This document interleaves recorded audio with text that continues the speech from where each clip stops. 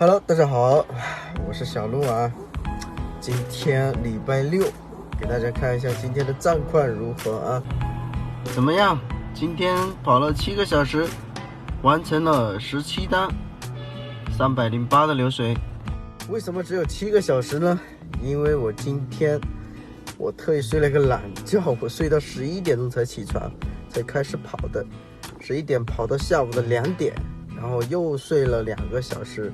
再从4点跑到现在的9点半，刚好7个小时。这是今天的一个大数据啊！我今天的口碑值278，那是因为我这一单我是跑到深圳来了。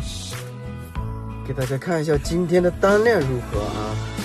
跑了17单的单量，今天的单量还是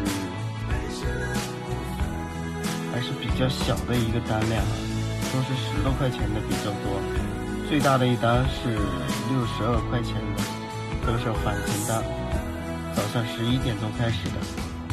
说来今天的运气也挺好的，我11点钟一开机就接了一个去双龙的一个单，然后呢，我正准备去吃饭的时候，他又派了一个返程单给我，刚好是返到了惠阳区，在双龙那个地方接到的啊。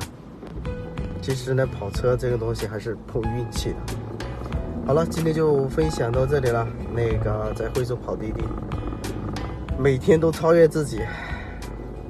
拜拜，明天见。